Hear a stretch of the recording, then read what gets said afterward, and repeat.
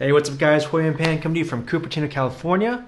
Today is April 5th, 2020, and this is our weekly Sunday session. We just finished up a great week of working through our Season 2 live lesson pack. If you haven't had a chance to pick that up yet, that's a free download that's available this week. The website for that is hoyandpan.com/free lessons. It's this live lesson pack that you'll see over here on the screen.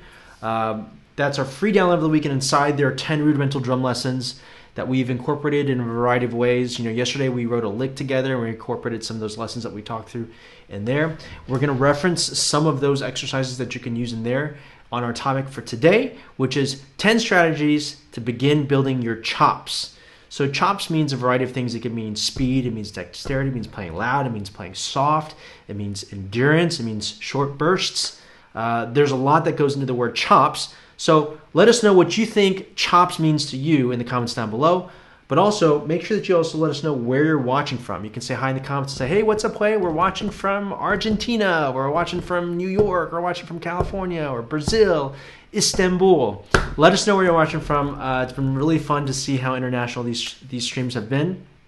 And something that I've been saying in all my streams is as much as I would like to think these drumming lessons are important, I've come to learn that this is also maybe part of a bigger thing, which is to bring people together in a time of uncertainty where people can feel isolated and we can just come together for an afternoon and talk drums and say hi to each other. So make sure that the conversations are going on. Don't feel like you can only ask questions to what's going on here.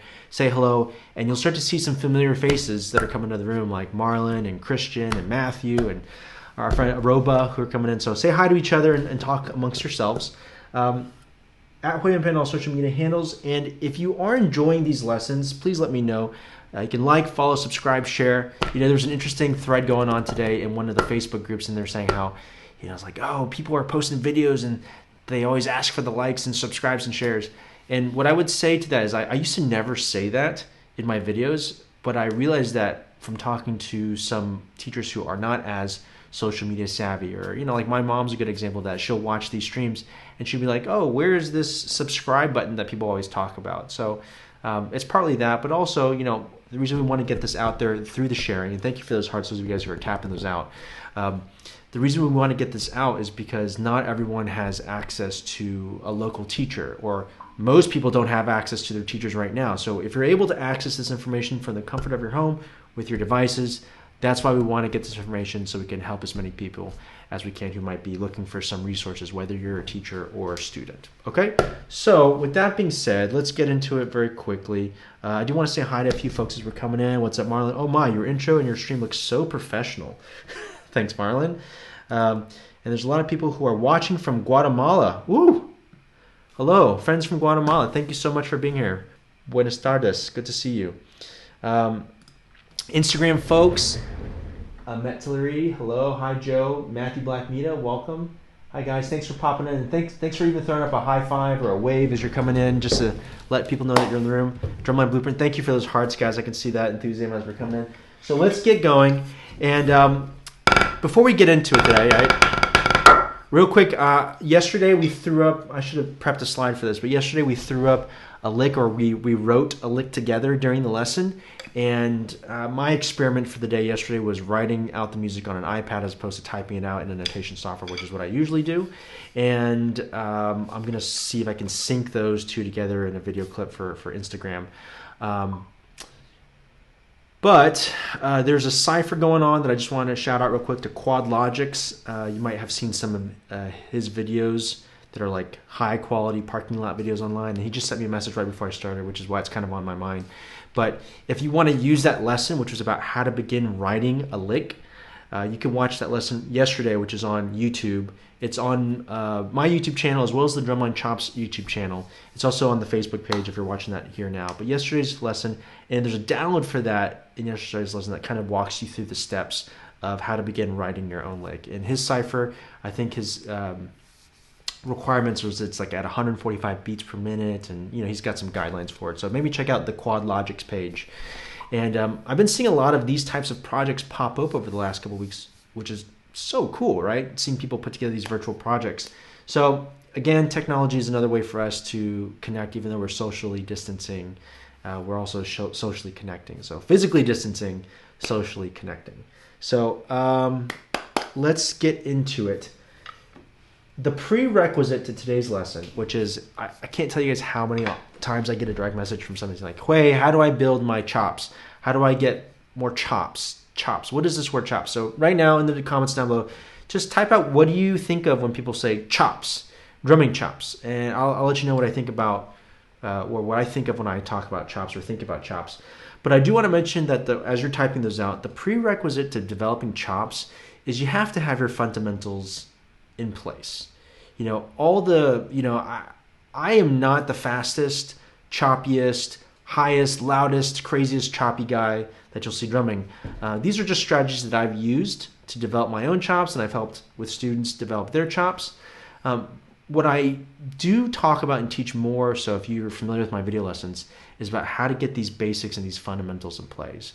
Because if your fundamentals are a little bit wonky, as you go faster, as you play higher, as you play music that's more difficult, your weaknesses will start to show. And then those cracks in your foundation will ultimately, like it's going by so fast sometimes that you don't see it, but when it comes time to maybe play with another player or be a musician and need to be able to adjust, you're going to run into some issues, right? And what we're shooting for, if you can imagine this, right, we're shooting for how do we set up players to be able to perform at what we're seeing at the world-class level, right? And all the players that you see playing in those top groups, they've done a bunch of legwork that isn't being shown, that you don't see, right? You didn't see Kyle Suchia when he was in 7th grade in his band room, in the practice room, doing his thing, right? You didn't see Mark Perrette drumming on a bus on the way home. You don't see people shedding for hours and hours and hours to get their fundamentals in place before they start doing all these crazy choppy things, right? So the caveat to today's lesson is you have to get your fundamentals in place before you start employing these strategies to build your chops. Okay, with that being said, I do have 10 strategies for you. These are not the only 10 by any means, but these are 10 that I thought would be helpful as people are trying to get stronger and faster, louder, all those things. And let's just get into it. Okay, so chops. When I think of chops, or I think like, wow, someone's got chops, there's lots of different settings for this, right? And let me see if there are a couple of examples of this. Hi, Lola. Welcome to the room. Hi, Oman. Sophia says, endurance with good technique. Excellent. That's a great definition. Let's see what else. Okay, we'll get a couple more. I'll give you guys a little bit more time to tap in some suggestions on what you think chops are, okay? And I think there's lots of different kinds of chops, right? Carl Arietta's in the room. Chops McGee, Andreas Aya, popping in. Yeah, oh, great. Okay, so this is where people are starting to talk to each other in the chat, which is really, really fantastic. Dre, I'd love to hear you chime in here as well. Like, what do you think of when you say chops? Mondo Percussion, welcome to the room. Tell us what you think of when you think of chops, right? And there's no right or wrong answer, right? What you're going to see is you're going to hear lots of different descriptors or lots of different categories of chops. And I'll tell you a couple of the ones that come to mind for me, right? So typically, I think when I get asked about chops, it's about how do I play something really fast, right? Drummers are notorious for being like fast. I remember when I was getting ready to join percussion in 6th grade, my teacher, my soon-to-be teacher came and did the demonstration class, and he played Wipeout. He played Wipeout on the tom-toms, and he was like,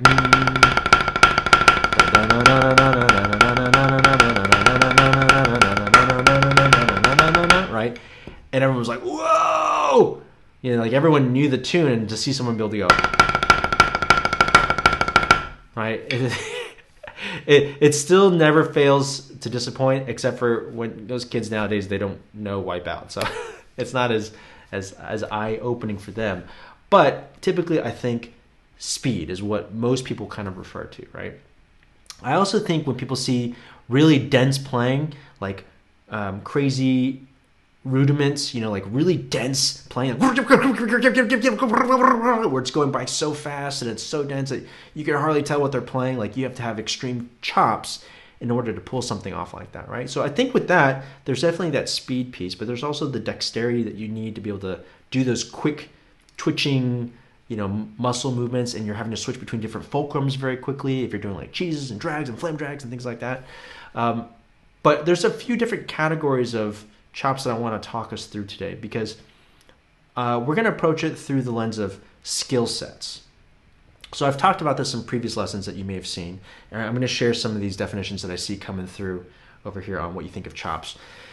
But there are different skill sets as you're playing, and they all kind of layer on top of each other. And so you can build your chops in each of these different skill sets, and when they get all layered together, that's what allows you to play things at extreme speeds, heights, endurance. And so the first one that we're all very familiar with is definitely 8 on hand. That is the equalizer of all exercises. Everyone, regardless of what style of music you're playing, if you've got 2 sticks in your hands, even if you don't have two sticks in your hands and you're playing a hand percussion, you have to have your legato 8 on a hand, single motion of each hand down before we start putting them together. Okay, so let me see if there are any other definition of chops coming through. Lola says, I think technique is one of the important things in anything you want to be good at. Absolutely, totally agree. And I would say even something that I learned over the years, it's not even to, and maybe Lola, you mean this as well, not even to just music, right? I remember when I first started really getting into cooking after I got out of college, and I was watching a bunch of cooking shows and reading a bunch of cooking books, and you realize that cooking, there's a lot of technique in cooking as well. And if you learn the technique of cooking, then you can start transferring it to different types of cuisines. But, you know, searing is searing, and braising is braising, and making a soup is making a soup. And there's variations on it, but there's technique that you learn in any discipline. I think that's a big part of it. Thank you for those hearts, guys, as you tapping in. Thank you. What's up? What's up? Okay. Yep. All right. And okay, I don't see any other definitions. Okay, I know some people are probably just formulating and listening on what chops are. So let's get into it. Thanks to those of you guys who are coming in, and again, let us know where you're watching from so we can kind of I have gotten a sense of this because I've been doing a bunch of these streams over the last few weeks, but for the viewers who are coming in, I think sometimes we don't realize just how international these streams are becoming, which is like kind of mind-blowing if you know, at least when I think. It's mind-blowing for me at least. But okay, so let's apply it to this. They're like, I would say 6, maybe 7 core skill sets. But I'm going to start with the first one without just talking a bunch. Let's just start demonstrating, right?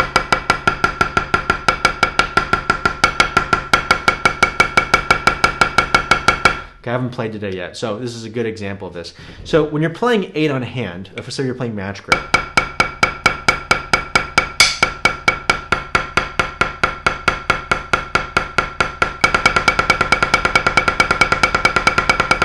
okay, so when I first started working on this exercise in middle school, you know, I played it all through middle school, all into high school, and somewhere in high school, you know, I got bit by that chops bug, and I was like, okay, I want to develop my chops, right?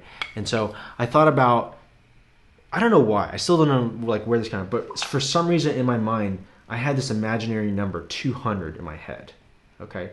And I wanted to get to 200. Why? Again, I don't know why this number in particular.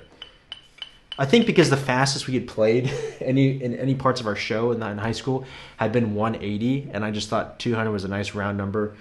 So I wanted to get to 200. Okay, yeah, and so with this, all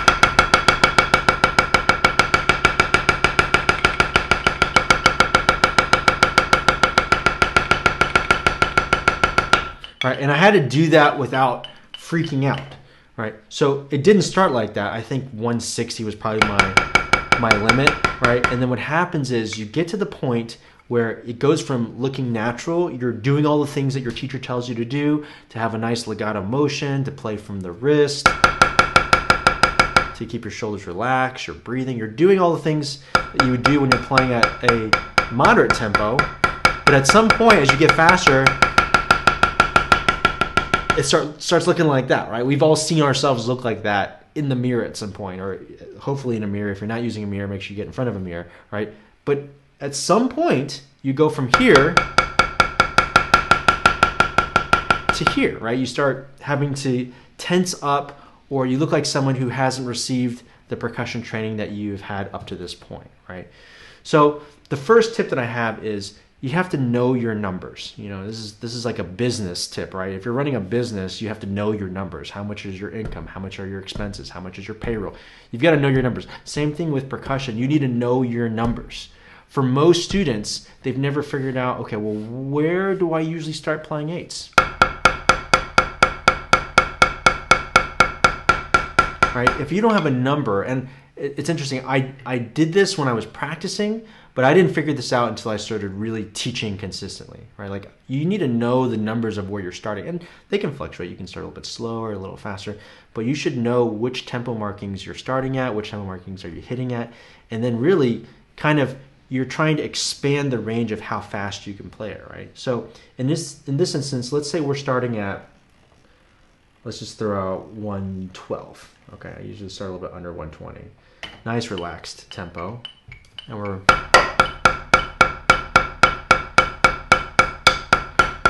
so usually at this tempo, I can check a lot of things in a student, make sure the stick motion is smooth and legato. All the notes are the same height, you're getting the same sound, it's coming from the wrist. And we work through a variety of heights and dynamic levels. Right, and we're talking all fundamentals here, right? And then we gradually speed the tempo up in 8-beat increments. So then you go 120, 128, 136, 144, 152. Let's just say we've done this for maybe 10 minutes now, and we're at the 160 range. It still looks pretty good for the student.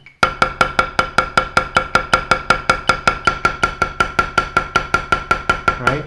And then I start speeding, I say, okay, and then we're playing, and I gradually speed them up, and we get to 168.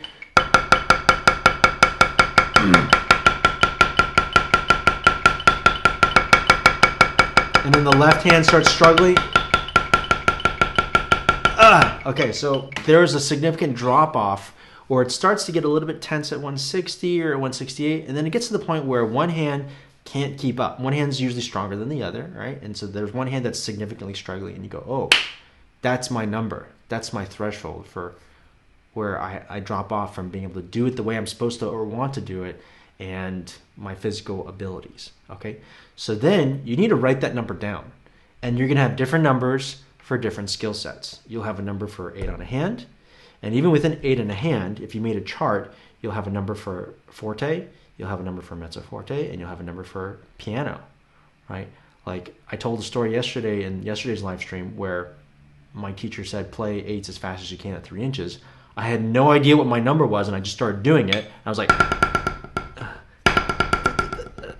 and I embarrassed myself because I hadn't done my numbers, right? And so it wasn't a big deal, it was fine. But you should know what your numbers are for each of those dynamic markings within 8s, and then I would also add crescendo and decrescendo, and then basically any variation that you use with 8s, you should have a number associated with those. I should make an example chart of what this looks like, I think, so people can kind of start filling in their numbers. But knowing your numbers is what will allow you to do step 2. Okay, so step 2 is to bump up against your threshold. So now that you know, let's say your number's at 160, right, and you've written that number down. The next day when you come back, you're going to start back at a tempo that you know you can do well, right? And depending on how much time you have to practice, maybe you can't start all the way back at 112 again, right? Maybe the next day, because you have a limited amount of time to practice, you need to start at like 144.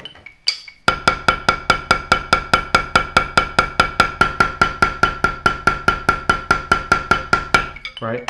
And as you approach that tempo, you need to be moving into that 160 range. If you can do it at 160 and 168 is where it starts to get a little ugly, right? Then you need to be going into that 160 range, going into that 168, and maybe even going into 176 if it doesn't look like complete garbage, right?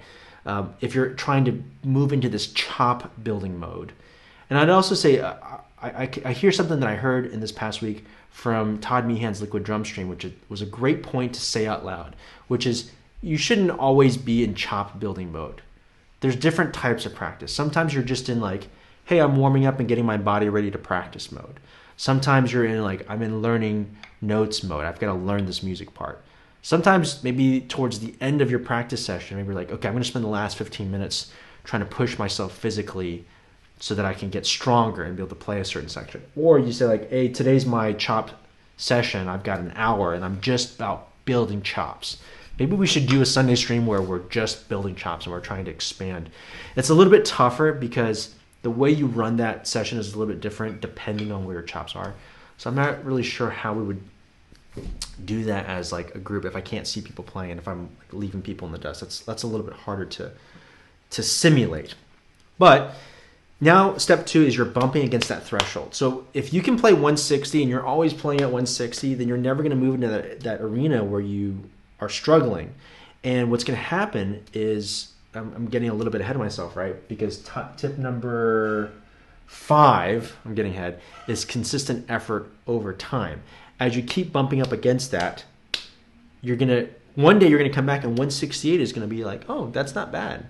And then 176 is going to be your new struggle point, and so forth and so forth. So back to my original story. That's what happened with me. I was at 160, and then at 170 it looked terrible, and then I bumped up against it. And this takes us to strategy number 3, which is to place it against something that you can do well. So in this example, we're always starting at a tempo that's below our threshold, and we're pairing it against something that we can do well. So I'm doing well at this tempo.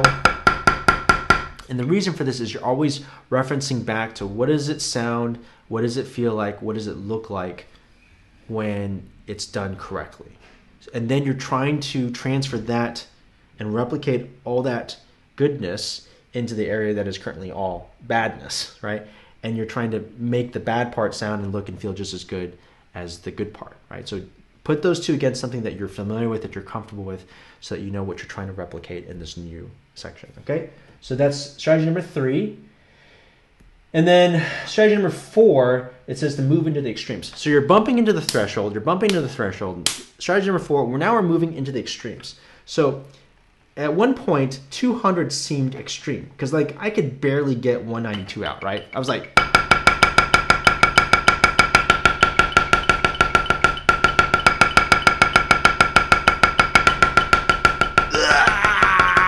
right?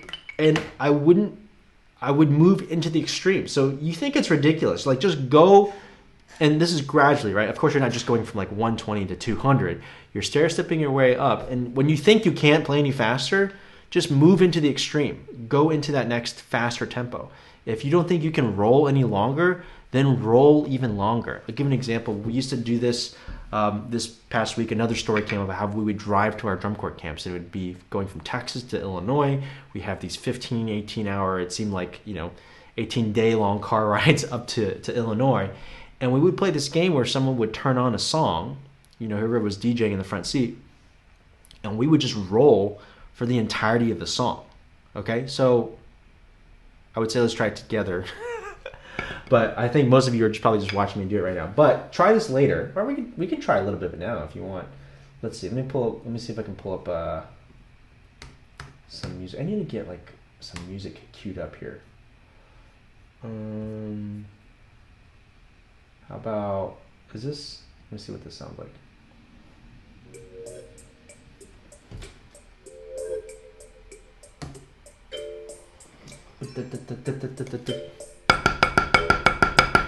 Okay, try this with me, okay?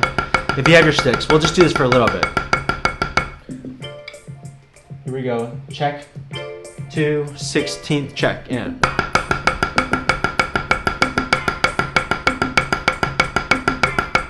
Okay, here we go. Start rolling. 5, 6, ready, roll.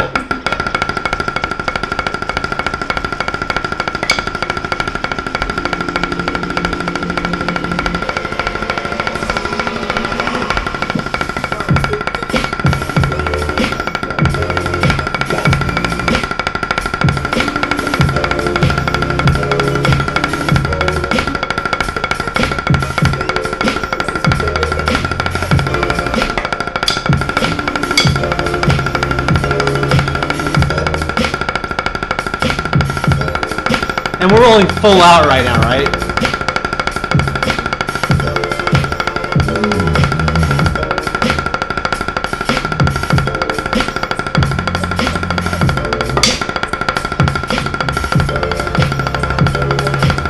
One more phrase.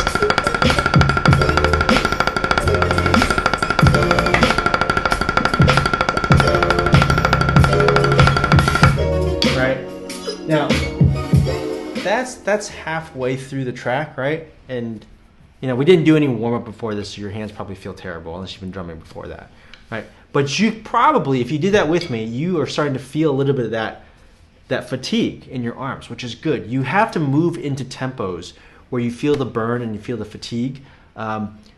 in learning one of my buddy Mikey's licks last week and in writing the lick that we did yesterday, I felt some burn in my right arm. And I usually don't play long enough or anything difficult enough to actually cause my arms to burn, but I started feeling a little bit of burn. I was like, oh, I'm starting to break down some of the muscle. The blood is pumping to my arms. And you know, like when you're working out, you've got to break those muscle cells so that when they grow back bigger and stronger, right? It's the same thing with this case. You need to move into those extremes where you're tired. Woodwind and brass players know this. When you first start playing, your face just feels like goo after 10 minutes of playing.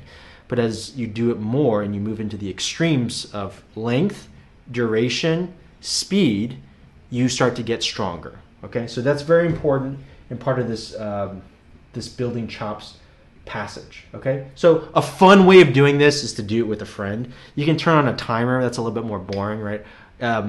When I was teaching high school, I would always have my students come in and I'd say, okay, you're gonna roll for 3 minutes, and they'd be like, and they'd never done this before, right? So we put 3 minutes on the timer, and this brings us to our next point. This is number 7. I'm jumping around here. I need to reorder these into the order that we're talking about.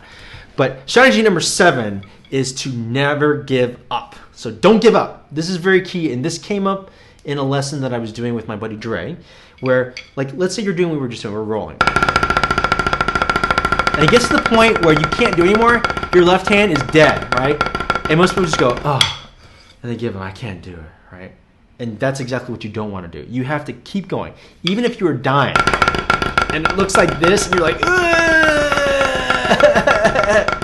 you have to keep going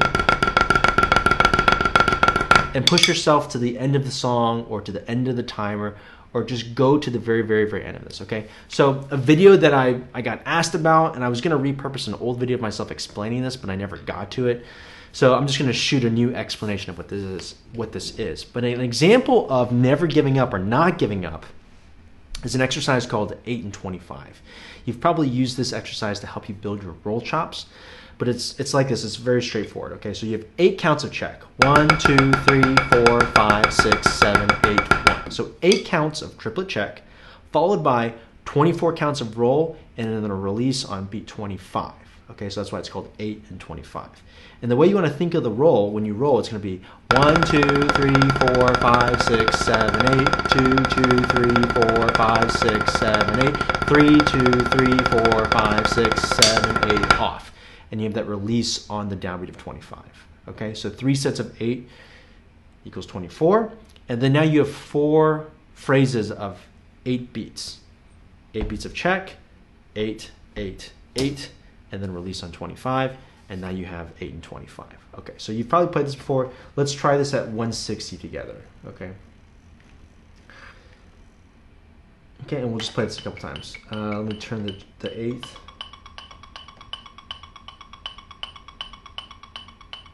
Okay, 1, 2, and 8 and 25.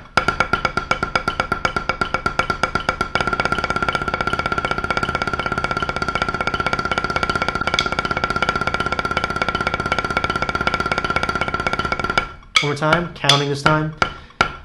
1, 2, 3, 4, 5, 6, 7, 8. Roll. 2, 3, 4, 5, 6, 7, 8. 2, 2, 3, 4, 5, 6, 7, 8. 3, 2, 3, 4, 5, 6, 7, 8. 1. Again for me. 1, 2, 3, 4, 5, 6, 7, 8. 1, 2, 3, 4, 5, 6, 7, 8. 2, 2, 3, 4, 5, 6, 7, 8. 3, 2, 3, 4, 5, 6, 7, 8. 1. Okay, so I'm already starting to feel the burn as it is with 825, and you can do this much, much slower. I'm just going this tempo for time's sake here. But if you did it at 120, this would be good. Probably should have done this at 120. Let's do it at 120 once for the people who are like learning this for the first time, okay? So this will give us a chance to count. 1, 2, ready, go. 1, 2, 3, 4, 5, 6, 7, 8. Roll. 2, 3, 4, 5, 6, 7, 8. 2, 2, 4, 5, 6, 7, 8. 3, 2, 3, 4, 5, 6, 7, 8, 1. Okay? So if you're thinking 8 counts of check, 8 counts of roll, 8 counts of roll, 8 counts of roll, that's 8 and 25. Okay, now where we start moving into the extremes here, and where we go back to this point of not giving up, is you can do the 8 and pyramid. Okay, the 8 and 25 pyramid. It's not really 8 and 25. I guess it's the triplet roll pyramid, okay? And this is evil, so get ready for this, okay?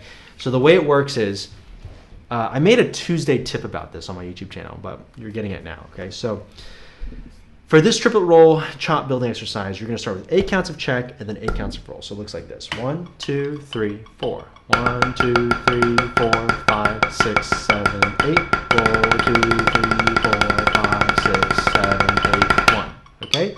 Then you're gonna repeat it. You're gonna do 8 counts of check and then 16 counts of roll. 1, 2, ready, go.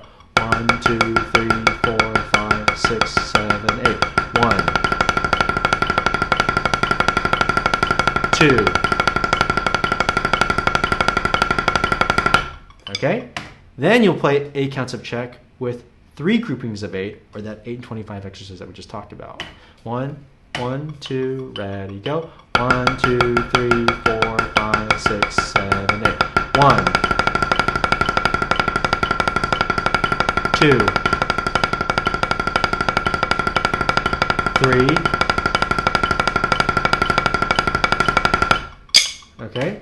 And then you repeat that 8 and then 4 groups of 8, 8 and then 5 groups of 8, 8 and then 6 groups of 8, 8 and then 7 groups of 8, all the way up to 8 and 8 groups of 8, which will take you to 8 and 64. So you're pyramiding your way all the way up, and then you pyramid your way all the way back down. So then it goes to 8 and 7, 8 and then 7 groups of 8, 6 groups of 8, 5 groups of 8, 4, 3, 2, 1, until finally you're back to 8 and 8. 8 counts of check and 8 counts of roll. So you pyramid up and then you pyramid down. If you do this whole thing, and now my teacher Brandon is saying that we should do it together so you can see what it looks like, and then you're actually doing it so you can get a feeling for this. If you do this, you're gonna feel the fatigue. And the key here is when you get to 8 and 64, even if you look like this,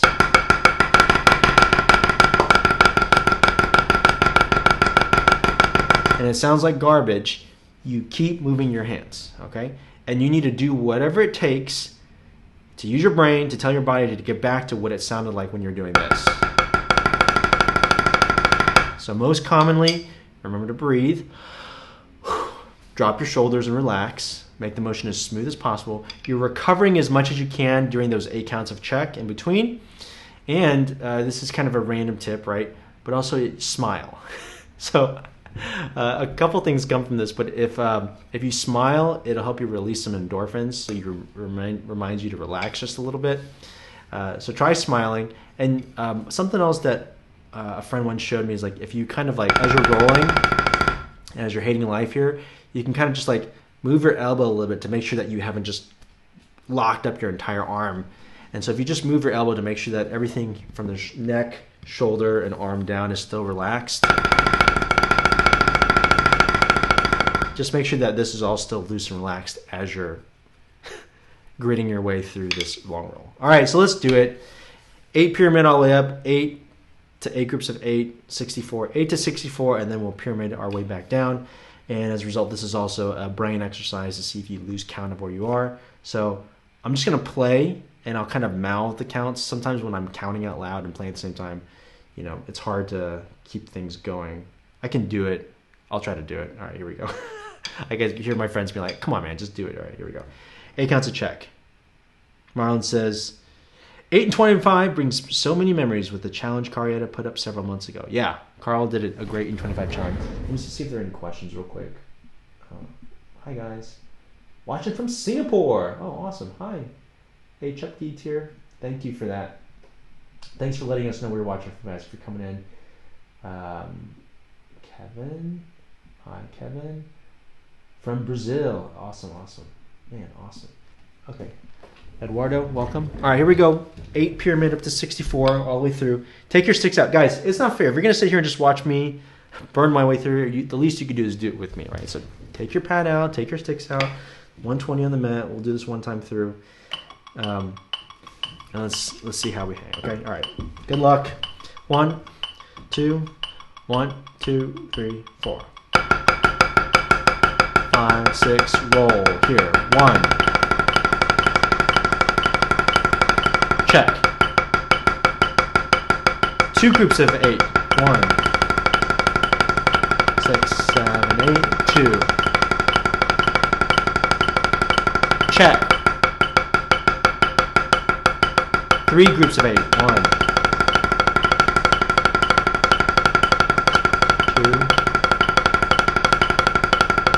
3. Check. 4 groups of 8. 1, 2, 3, 4. Check. Relax. 5 groups of 8. 2,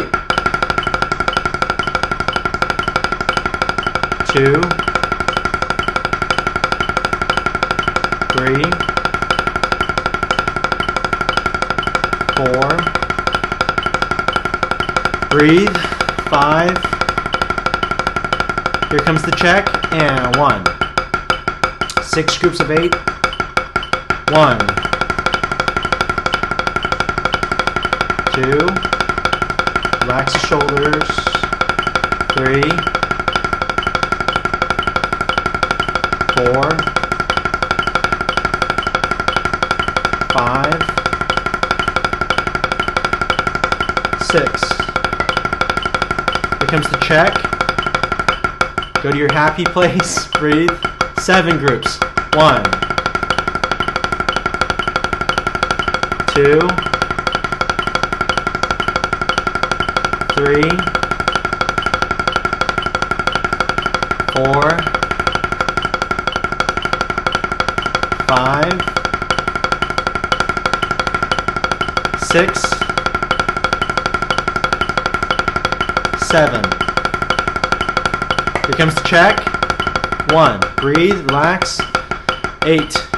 Go. 1, 2, 3,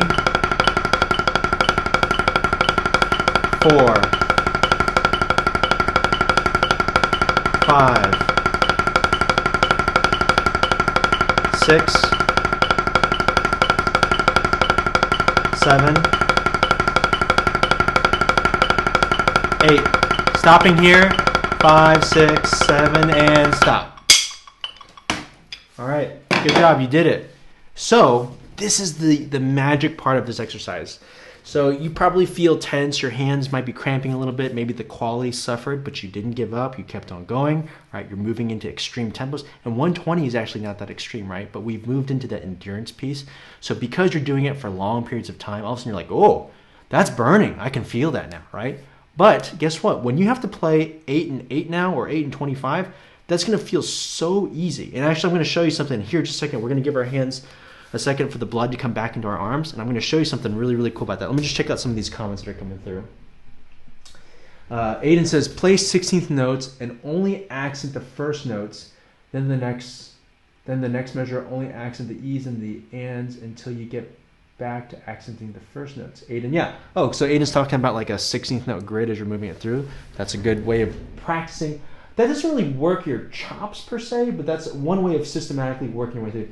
The restart it and only diddle the non-accented notes. Oh, I see. So then you're adding a roll passage to the 16th note grid. Yep, that's a good way of doing it. Jason says, is there a difference between diddles and double stroke roll? There is, Jason. I can talk about that in 1 second. We'll differentiate between what I mean by like drags and rolls and diddles. But let me show everyone something here in a second. And I want to rerun these comments here that says,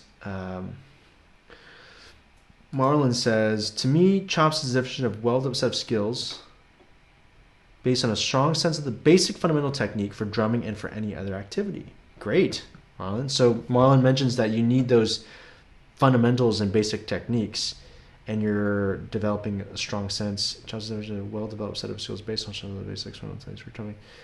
Yeah. And I would say, Marlon, that for me, like, you have to move, once you have that established, you're moving into like the extreme versions of it. So you're either going faster or louder or lower or more dense, right? You're doing like the Hulk version of the fundamentals. So you're pushing your fundamentals to an extent. Okay, so here's what you would do. If we were in a lesson together, you're a student and we're saying like, hey, I'm trying to build my roll chops. And 120 is where we're trying to we're not building speed here, right? Right now we're building endurance and strength. So 120 doesn't seem that fast. You can do 8 and, like for most of you, you're probably at 8 and 25.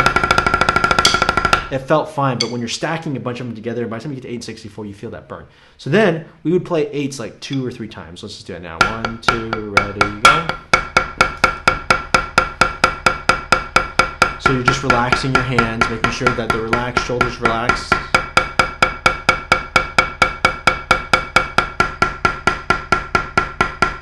One more time. 1, 2, ready, go. Double stops.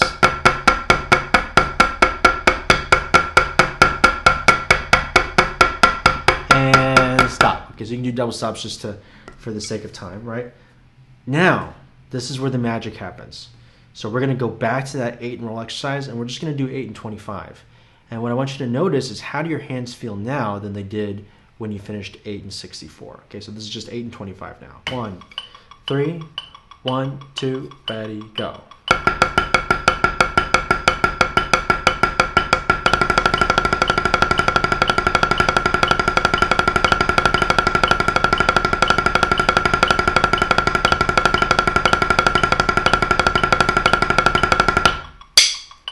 Okay, so for me, what I notice is that definitely feels easier than the 8 and 64, right? Because it's significantly less notes I'm having to play.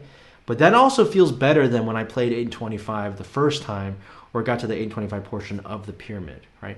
I felt like I could dig in a little bit more. My hands are a little bit stronger, and all of a sudden it's like, whoa, I've got this thing, right? And so this strategy is like a super secret strategy. It's not really a super secret, but I remember I like discovered this once when I was practicing. I was like, whoa, this is like a thing, right? So whatever your threshold is, whatever your max tempo is, you move into that extreme. You don't give up. You're pushing yourself, right? And then you finish, and you're like, oh, I feel terrible, right? And then you play 8s 2 or 3 times to stretch things out. You grab a drink of water. You hang out for 2 or 3 minutes. And then you don't do what most people do, which is you go on to the next thing or you finish your practice session. You go back to it one more time. And all of a sudden, you're going to have these like super Hulk hands. You're going to be able to do whatever you were doing a second ago better, stronger, faster. And now that gives you like a little extra, like boom, a little level up. And now you've just expanded your threshold a little bit.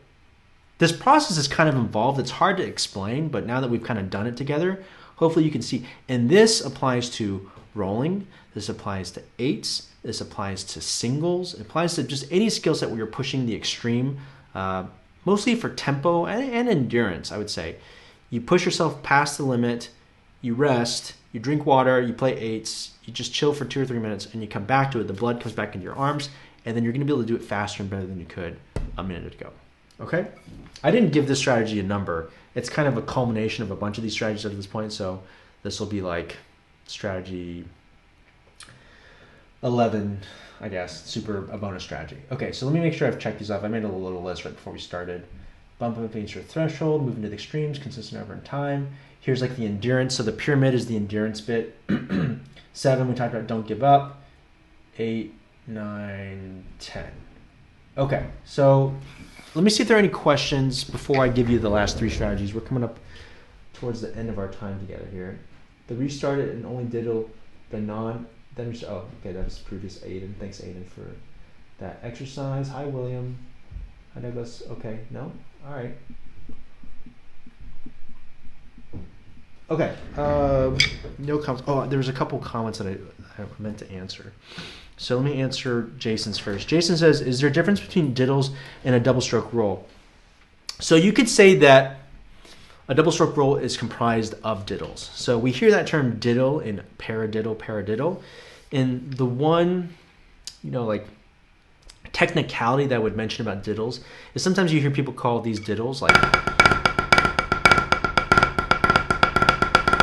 where the bass subdivision is this, and that single, they're not, someone would call like a diddle. I call those drags, actually. And Dre and I actually talked about this in a joint stream together. We call those drags because a diddle should be the same hand speed of the notes around it. So in paradiddles, for example, it's... right? And so in that context, if you played those as diddles, if you played a double paradiddle, let's play a paradiddle diddle. Paradiddle diddle, paradiddle. I'm playing diddles, right? And then if you increase it, you get the roll, right? But if you're playing this, you're just playing a roll, and I wouldn't call those diddles per se, right? So it's all terminology. Roll, you're just creating sustain through like double strokes. You can have different length rolls, 5-stroke, 7-stroke, 9-stroke, 13-stroke rolls. And then I would differentiate these and these as diddles, paradiddles, and drags. So a good example of this is Aiden mentioned earlier how you could play the 16th note accent grid, and then when you get to the end, you put, Aiden says you fill in all the non-accent notes with diddles.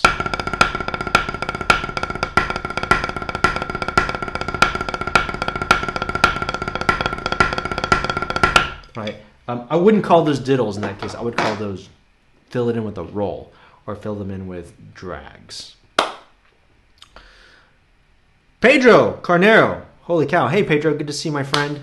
Guys, if you're on YouTube right now and you're not following Pedro, or for all the percussionists on Instagram and Facebook, you should definitely check out Pedro Carnero, Carneiro,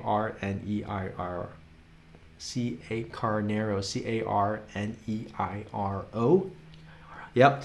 And check out Pedro's page, definitely on YouTube. I'll tell you that the first video I saw of Pedro was on YouTube, and Pedro's just an absolute monstrous percussionist, but also just an all-around musician, an avid biker, father, and we connected online over the past couple years. So thanks for joining the stream, Pedro. Pedro asks a question. He says, how could you use inverted rolls? Ooh, thanks for teeing up this question. How could you use inverted rolls as a strategy for building stamina in the scope of what you just showcased? Yeah, so inverted rolls, typically when we play rolls, and I talk about this when we play shups instead of double beat, like you see this double beat exercise all the time.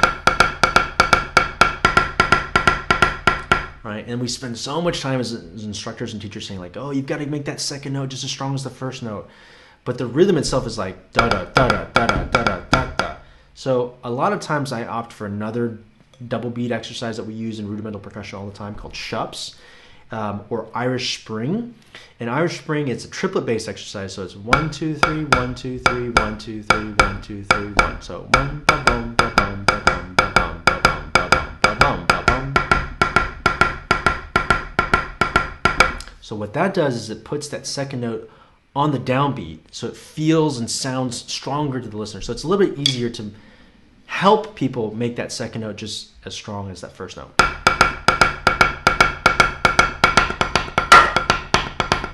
Right, if you're playing some sort of rock drum set groove, you're familiar with playing shuffles, and you're scooping to that second note, right? So Pedro makes a great point that if you use inverted rolls, for example, so in a duple inverted roll stroking might be right, left, left, right, right, left, left, right, right. 1 E and a 2 E and a 3 E and a 4 E and a 1, right? And so what that does is now we're putting that second note on a strong beat.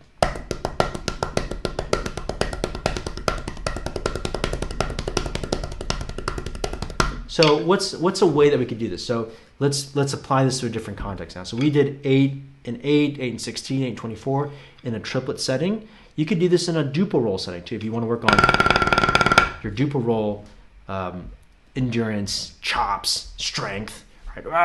Like let's get stronger. Guys, I'm old now, so I very rarely work on building my chops anymore. This is more for the young guns who are in high school and college who want to build their chops. So sometimes it's funny for me to talk about building chops, but anyway, so you take this inverted roll. So we have, I'm kind of emphasizing the right hand so you can hear where the beat is. Let me turn a metronome on for us. Eighth note,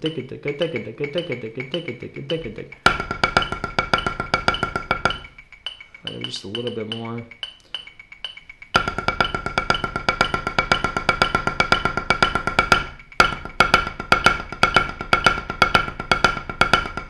All right, so 1, 2, 3, 4. 1, 2, 3, 4, 5. 1, 2, 3, 4.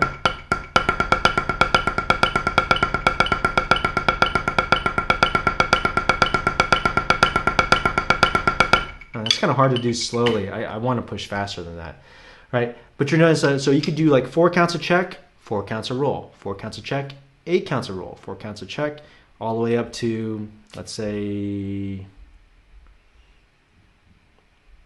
64. That might be a little bit extreme. You know, you pick how many times you want to do it. Like 4 times 8, 32, right? 4 and 32 to the point where you're going 1, 2, 3, 4.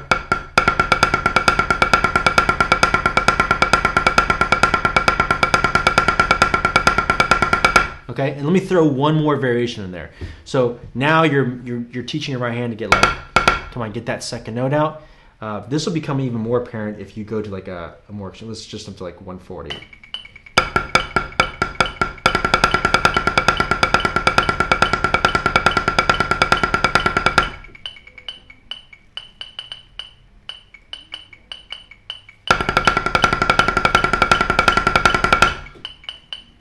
$180.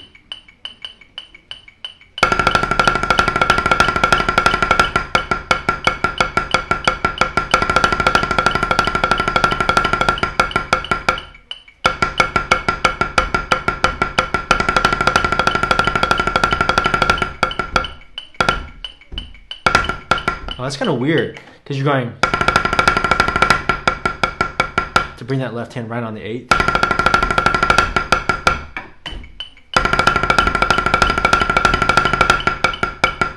Let me turn this off.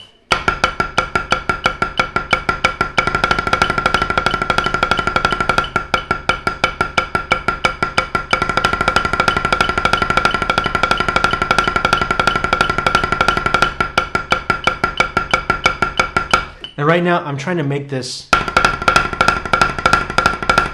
little bit more apparent for to the viewers out there. And also, I'm over-exaggerating that right hand to make that second note stronger.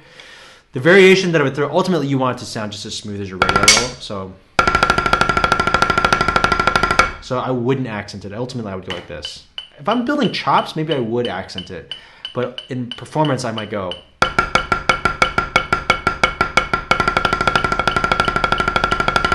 And make it as even as I can. The second variation I would throw into that is to do it with your left hand lead also. So left.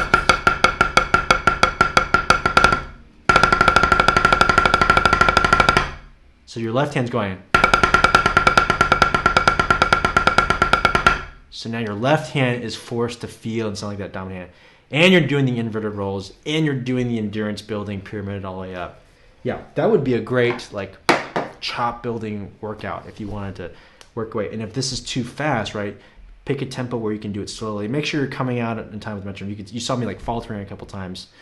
And so once you get that coordination, you're like, oh, I have a tendency to push or drag. Make sure that your timing is really solid. And then as you stair step your way up, you'll figure out your thresholds and your breaking points and all that stuff that we talked about previously. Thank you, Pedro. That was a great comment. Thanks for taking us on that parallel.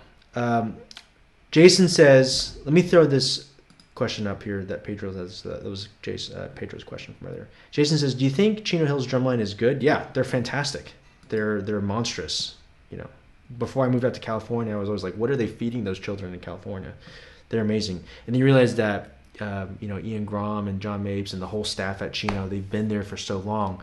They've built this amazing pipeline. There's a culture amongst the students, but they're going A class, upper class, world class. Those kids are seeing it and hearing it from day one. So it's really incredible to see what they've built. Big fan of their program. Marlon says, a question I've experienced myself and many others have asked me before, how to know when you are reaching a point where you are exhausting your strength in a good way, and also you could get injured by doing something out of a context when playing anything for an extended period of time. Let's use 825 as an example. Okay, so that's a great question, Marlon. I would say a definite red flag is if something starts to hurt. And for all the teachers and players out there, please feel free to chime in and offer your 2 cents as well. Even if you're watching this on the replay, please leave your comments, okay? Because there's a lot of other teachers and students watching this now, so we can all benefit from sharing this information from this, okay? For me, a red flag for sure is if something starts to hurt, and there's something different between like getting sore and feeling fatigued. Like if you're running and you feel tired, like you're tired, right? But you're not hurting until you have like a pain in your side. And sometimes you push it. In drumming, if you feel any sort of like sharp pain in your wrist, that's bad. You definitely should not be doing that. And usually anytime, like in the rare instances that I've experienced pain, it hasn't been because of fatigue necessarily. It's usually because of tension. Tension from me squeezing too tightly, or I'm downstroking and all the shock is getting absorbed into my hand, or maybe I'm overextending. I remember there's this period when I was playing a lot of 4 mallets and I was playing, probably practicing more than what was healthy, and my wrist every once in a while would kind of hurt up here. And that's your cue usually it's just that you're just being too tense. You're squeezing too tightly and maybe you're hitting too hard. And so that's just always a reminder to relax and flow and breathe and then to rest. So Marlon, to your question, like what is too much? I think if you're stair-stepping your way up slowly and gradually and you feel tired, if you're in this chop building phase, I think that's okay. But if you feel any sort of pain as you're doing it, that means you either need to rest, relax, or sometimes it also is a sign that maybe you didn't warm up enough. Like you just jumped into 8 in Pyramid without warming up and you did a live stream and then you started to play.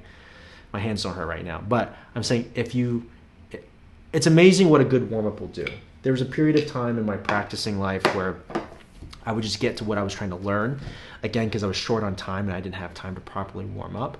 And then I realized that, man, if I just warmed up for 15, 20 minutes, my practice sessions were actually a lot better. I was playing less wrong notes, I was less tense, things just came a little bit easier because I gave my body the appropriate time to get comfortable with the instrument and make sure everything was functioning smoothly and correctly, okay? So that's what I would add about that. Okay, we're coming up on the end of our stream Instagram, so let me just blast out these last 3 tips really quick. It's not going to be quick. I'm not going to be able to finish these in the time that the Instagram stream ends. So Instagram folks, thank you so much for watching. I'm going to keep going on YouTube and Facebook to make sure everyone gets the information. But I do want to thank Instagram if you guys are coming in and you've been watching to this point. If you've been blasting out those hearts, thank you so much. Those of you who've been sending the direct messages afterwards and following. Those of you who are following on Instagram, thank you so much. I really do appreciate that. And we'll catch you in our streams next week. I do want to mention real quick that next week I won't be doing like our long lesson streams on a single topic like we've been doing for the last 3 weeks, because next week I'm spending the entire week with our beta video course members for the left-hand traditional course, the video course at drumlineblueprint.com/courses. If you go there, there's a whole video course that we're building right now that's focused on how to build this left-hand traditional setup, okay? And so with those beta members, there's 20 of them, and we've actually expanded. I got a couple messages over the week. We've expanded it beyond 20, so all in all, it's probably we're gonna probably cap it at 30. There's like 24 of us right now. So next week it's going to be just streaming with them and making sure that they've got this set up. But I'll come in next week and maybe just do like a quick pop-in and say hello to everyone, and we'll do like some light Q&A, something like that maybe. But if you are interested in learning how to play left-hand traditional, next week with our beta course members, we're going to be answering all their questions. And basically what I'm trying to do is to get a lot of questions about left-hand traditional. So if you're watching this right now and you want to ask a question about left-hand traditional, send me a direct message, and that way I can make a video answering that question, and then we're going to put it in that video course.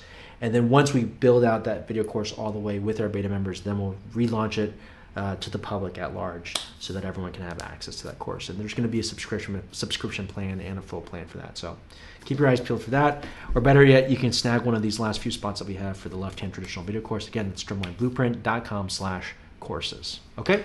All right, Instagram, thanks for watching. There's one more. Danish says, I've just been watching, switching back and forth. Awesome. What practice pad is this? This is a Beetle percussion practice pad. If you go to beetlepercussion.com, you'll see them. They are handmade, so they take a little bit to make, and you have to check in with them to see what they have in stock and what's available. Wow, I'm loving this multicam. Yeah. Oh, Dana is just going back and forth. Yeah. Between Drumline Chops and my personal one. Okay, awesome. Marlon says, thanks, Blaine, for such amazing content. You are welcome, Marlon. Thank you so much for your comment. Let me give you guys the last 3 tips. We're going to move through these last tips pretty quickly, but it's Instagram. Thanks so much for watching, guys. We'll see you tomorrow. Okay? Bye. Okay, for everybody else, Facebook, YouTube, we're on tip number 8 now. Okay, so you've built up your chops, your speed, and I would say everything that we just did applies to every dynamic level, right? So if you do 8 in pyramid, this is a different skill set or a different chop. This. Like when we were rolling up high, that's like chops, you need muscle, right? But down here, you need that feel, right? The touch that you experience, right? Same thing if you're playing concert buzz rolls, right? There's something about rolling for a long time where your body just has to figure out how to stay relaxed. Otherwise, you won't survive, right? So out of necessity, out of survival, you're kind of teaching your body what it needs to do to remain calm and consistent through a long roll passage. Okay, so everything that we've talked about up to this point, make sure that you move through all the dynamic levels. Okay, so now we're moving into like a sector of chops that isn't just about the way you practice it.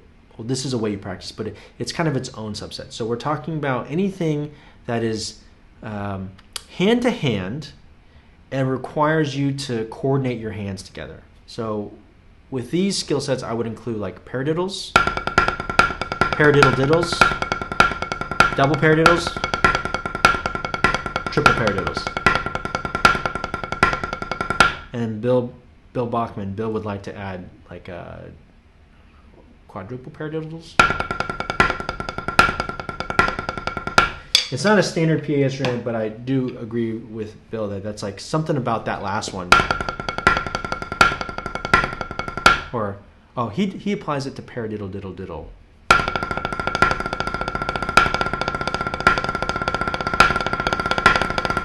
Right. So those rudiments, and then also your flam rudiments. Okay. So that would include flam accents,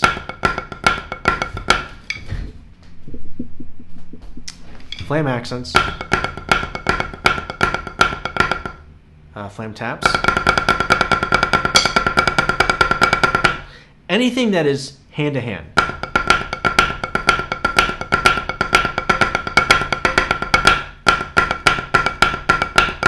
Inverted flams, okay? And strategy number 8 is with those types of combination hand things that you have to play, you have to go through a very particular like percussion learning stage, which is where you break the composite piece of vocabulary down into each hand-to-hand component. Okay, so if you've seen my videos, you've seen me talk about this in several videos. But for example, if you're playing a flam accent, if you separate the hands, you see that your right hand's just playing this. Okay, and this is comprised of a lot of different things. You have a downstroke where you keep the stick down, and then you have to play 3 notes of equal height and volume. So if you have an issue with your accent tap, and see, this is an example of where these fundamental skills are getting layered on top of each other, right? If you have something wrong with your accent tap, and you can't keep that stick down, right, then you're going to have an issue getting to here. If you can't play 8s at this tempo, or you can't even play triple beat, how fast you can play triple beat basically will limit how fast you can play flam accents. Because how fast you can do this is the limit for how fast you're going to be able to play. No one can play flam accents faster than they can go. If you still want to have that quality of height separation between the accented and non-accented notes. And when you break them down hand by hand, you're going to reveal that hand that's typically weaker, which is your left hand. Are you getting a true downstroke? can you play 3 equal notes in the left hand? And when you do the breakdowns and you gradually add on, so I'm not going to go in depth with this breakdown, but this breakdown with the first one is, then you add a flam, and then you add another note, and then you add another note, and then you fill it in. And then you do everything off the left.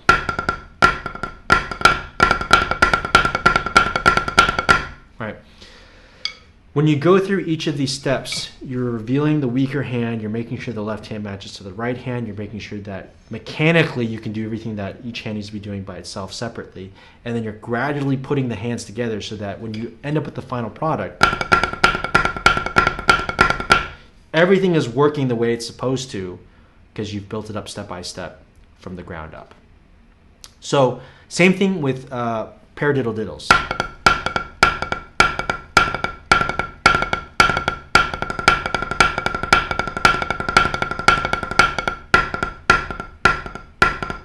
Anyone that you see that can go like this, they've done all these paradiddle and paradiddle diddle breakdowns. They didn't just wake up one day and go, paradiddles, right? So you've got to go through those breakdowns, single hand breakdowns to build that chop setup. And then you apply strategies 1 through 7 that we've talked about into these single hand breakdowns. Okay, let me see if there are any questions. No questions, okay, good. All right, strategy number 9, low end is different from high end, control your heights. So I have a lesson in the free season 2 live lesson pack, right? Which is in our download this week, right there. Okay, there's a lesson in there called Control Your Heights.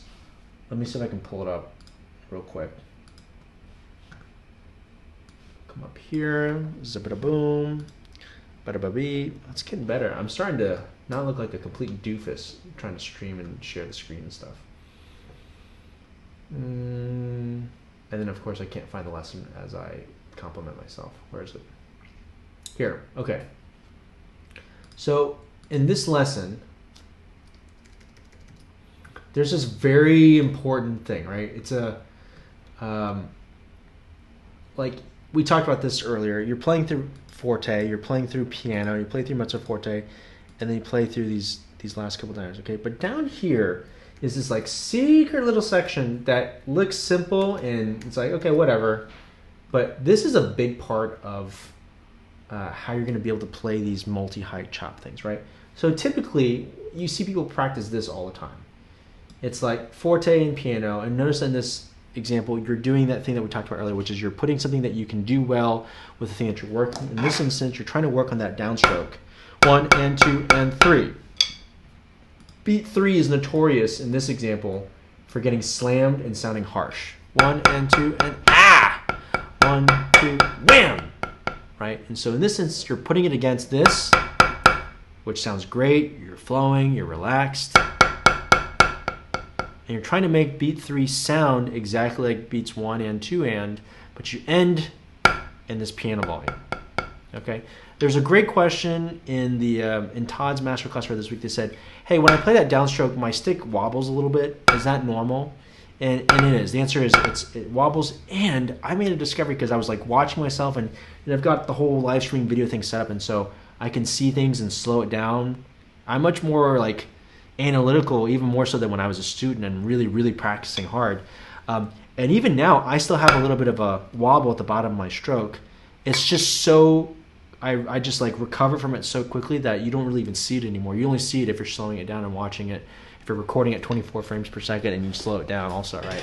But I call that residual rebound. There's a little bit of morning at the very end, right? The residual rebound that happens at the end.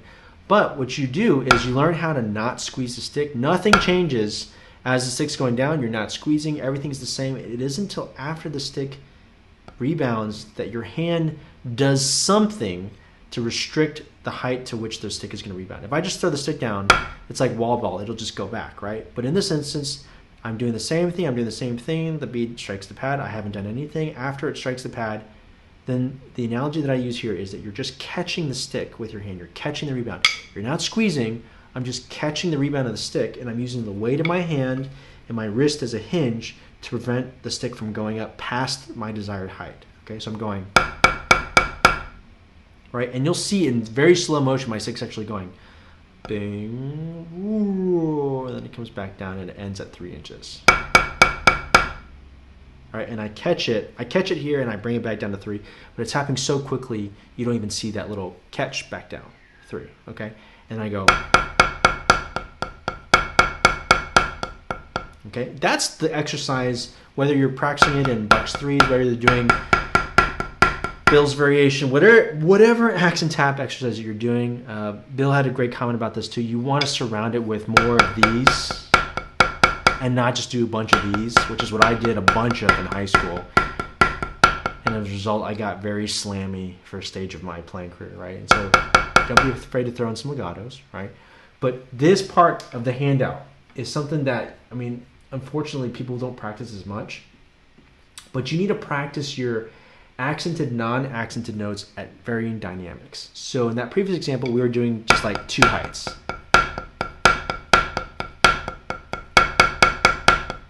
Here, you want to also practice, for example, if you said 9 to 6, forte to mezzo forte, it would look like this.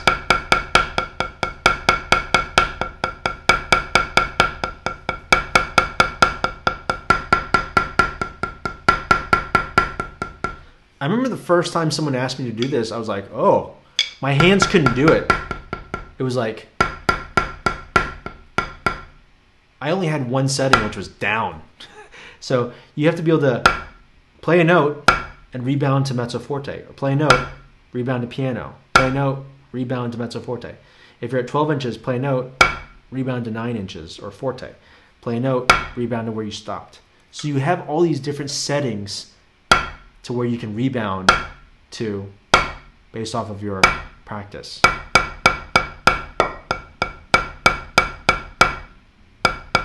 Right? This is, I would say this is synonymous with when you're playing four mallets on a marimba or you're practicing your orchestral excerpts and you practice shifting to your next note. We're shifting to the next height of the note that we're playing so that you have all these different settings. So in this handout, these are just some variations that you might want to try. You could try forte to piano, fortissimo to piano, which is similar to this. And then you have fortissimo to mezzo forte, like, because we do a lot of, you know, DCI now is like, this is forte and this is piano. But so if you're not practicing your accent tap exercises,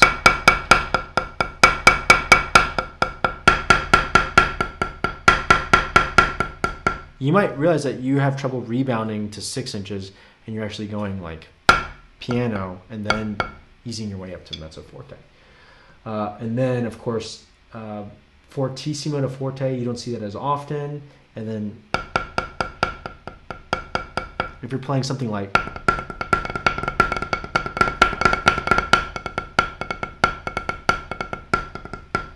are you practicing all these single hand breakdowns at varying dynamic levels? Because strategy number 9 is, again, low end is a different end than like a high end. So you've got to work this low end also. So you might have low end chops in this instance. Okay, and last but not least, and if you've seen any of my teaching videos, you've heard me say this about 1,000,000 times, right? You've got to log correct repetitions. This is strategy number 10. If you want to build chops, you have to log correct repetitions, because when you're doing things wrong, you're actually teaching your hands incorrect habits. This is a fine line, because you're like, wait, you just told me that I'm going to have to move into extreme tempos and look terrible, and I shouldn't stop, and I'm finishing like this, and I'm tired. And that's not a correct repetition. That's true, right? But you also remember that the caveat to this, which is, let's see, strategy number 3 is to put this up against something that you can do well. So after you do this, you go back to playing 8s. So now I remember what it feels like to relax, and then I go back to it again. One more time. You go back to saying like, hey body, this is what it's supposed to feel like after we've gone through all this, after I've beaten you up. Let's go back to what we're trying to get it to be, which is that correct repetition feel. So as long as you go back and you log those correct repetitions, you know, my teacher once told me it was 7. Like for every incorrect repetition you do, you need to do it correctly 7 times just to cancel that one that you did incorrectly, right? And that same teacher also told me that you have to do it correctly 10 times in a row before you go on to the next bit. I remember I was once trying to explain this to one of my middle school students, and he was like a golfer. He also took golf lessons. And I was like, what does your golf teacher tell you to do when you miss this thing? He's like, yeah, you got to sink it 20 times before you can go on. I was like, yeah, do the same thing for your percussion playing then. You need to play this right 20 times. I used the golf teacher's number. You got to do this right 20 times in a row before you can go on. And they were like, oh, okay. And I'd said it every other way up to this point, but for some reason when I related it to golf, they got it. And you got to log those correct repetitions. So if you've got all the fundamentals in place, as you go faster, as you play more difficult passages, if you've logged those correct repetitions and you're not squeezing or doing weird things in your playing, that's what's going to allow you to be able to play faster, higher, lower, longer, more endurance, and build your chops so that you can play stronger, faster, louder, all that good stuff. Okay? All right, that's all I've got for today, everyone. Thank you so much. If you've watched all the way to the end here, I realize I've made that mistake where I stayed in music mode for too long. Wow, we still have a whole bunch of people who are watching right now, so thank you guys for watching. If you have any questions for me, we'll take just a couple of Q&As. We've gone past our time, but again, I'm not going to be able to live stream as much next week, so it's okay if we have a few extra minutes. If you have a couple open Q&A questions, that's fine. If not, thank you for tapping those outgoing likes. Please do take a moment to subscribe, follow, and share if you haven't done so yet. I really appreciate I can see those shares coming through my feed, so those of you who are sharing these out into groups or into your own timelines, I really, really do appreciate that. And if you have questions or suggestions for future lesson topics, send me a direct message. And all of these live streams are coming from questions, right? As much as I could make up a bunch of lesson topics, but all these lessons are coming from people asking questions, and then me realizing that that's a question I get all the time, and then I combine them into one lesson, and I can kind of curate the questions into one lesson topic, and then create one of these live streams for you guys. So that's all I've got. Reminder that today is the last day for this free download, the live lesson pack. Oh, did I mess this up? Oh, there we go. The free download over here, today's the last day for that, so head over there. And then it's not up yet, but if you're catching this on the replay after the fact, if you go to hoyampan.com/free lessons, let's see, this link down here. If you go there, there's a bunch of previous lessons all know. So like we're in episode 6 today of season 4. So all the handouts from episodes 1 through 5 are up on the website right now. And I'll upload the handout for season 6, which basically is an outline of these lessons here in a little bit. Okay? All right, guys. Thank you so much for watching. Blessings to everyone that is watching from all over the world. I know this is a very strange time for all of us, and I wish all the best for you and your families. I hope everyone is staying safe, staying well, socially distancing from each other, washing our hands, not touching our faces, and just stay healthy, stay positive, be kind to each other, empathize with one another. And thanks for watching, guys. Really appreciate it. And I'll see you in the next video. All right. Bye, everyone.